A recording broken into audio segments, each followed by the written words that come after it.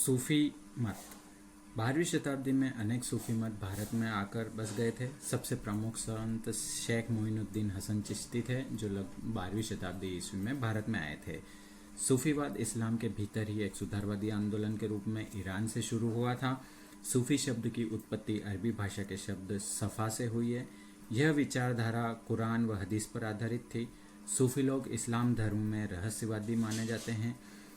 महिला रहस्यवादी राबिया 8वीं शताब्दी ईस्वी में थी और मंसूर बिन हज्जाज 10वीं शताब्दी ईस्वी में थे। इन जैसे प्रारंभिक सूफी ईश्वर और भक्ति के प्रेम में बल दिया गया था। अल गजाली 12वीं शताब्दी ईस्वी ने रहस्यवाद और इस्लामी परंपरा के बीच में मेल कराने का प्रयास किया था। 12वीं शताब्दी तक भारत में सूफी संप्रदाय लगभग 12 सिलसिलों में विभक्त हो गया था। सूफी विचारधारा में पीर मुरीद का संबंध था।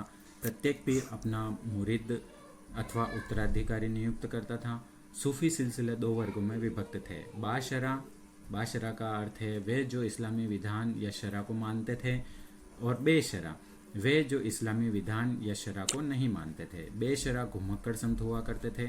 इब्न अल अरबी प्रथम संत थे जिन्होंने वहदत उल वजूद का सिद्धांत दिया था। वहदत उल वजूद का अर्थ है रहस्यवाद का सिद्धांत। आईने अकबरी में अबुल फजल ने 14 सूफी सिलसिलों का उल्लेख किया है।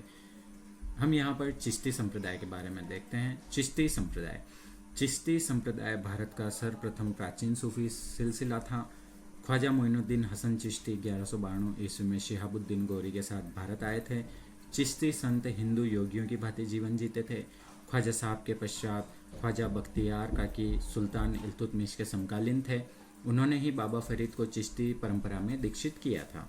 शेख फरीदुद्दीन गंज शकर, जिनका समय 1175 से 1265 ईस्वी है, सिख परंपरा में बाबा फरीद के रूप से जाने जाते थे। इनकी वजह से ही चिश्तिया सिलसिला भारत में बड़ा लोकप्रिय हुआ था। बाबा फरीद की शिक्षाएं गुरु ग्रंथ साहिब में भी संकलित है। बाबा फरीद बलबन के दामाद थे। चिश्ती संप्रदाय के अन्य संतों में हजरत निजामुद्दीन औलिया, जिनका समय 1238 से 1325 ईस्वी था। नासिरुद्दीन चिराग दहली, जिनका समय 1365 ईस्वी में मृत्यु है, मुख्य रूप से माने जाते हैं।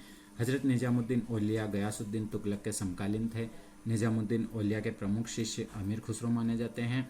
निजामुद्दीन औलिया को महबूब इलाही की उपाधि दी गई थी। मोहम्मद बिन तुगलक ने दिल्ली में निजामुद्दीन औलिया का मकबरा बनवाया था। निजामुद्दीन औलिया ने योग की प्राणायाम की पद्धति को अपनाया था। इसी कारण से वे योगी सिद्ध कहलाते थे। नासिरुद्दीन चिराग दहली ने तौहीद हिंद वजूद की रचना की थी। इनके पश्चात सैयद मोहम्मद गैसुद्राज सूफी संत हुए। ये मुख्य रूप से कर्नाटक गुलबर्ग के थे। चिश्ती संप्रदाय से प्रभावित होकर बंगाल के शासक हुसैन शाह ने अपना प्रसिद्ध सत्यपीर आंदोलन चलाया था। दक्षिण में चिश्ती सिलसिले की नींव शेख बुरहानुद्दीन गरीब ने रखी थी, जो हजरत निजामुद्दीन औलिया के शिष्य थे। इन्होंने दौलताबाद को अपनी राजधानी बनाया था।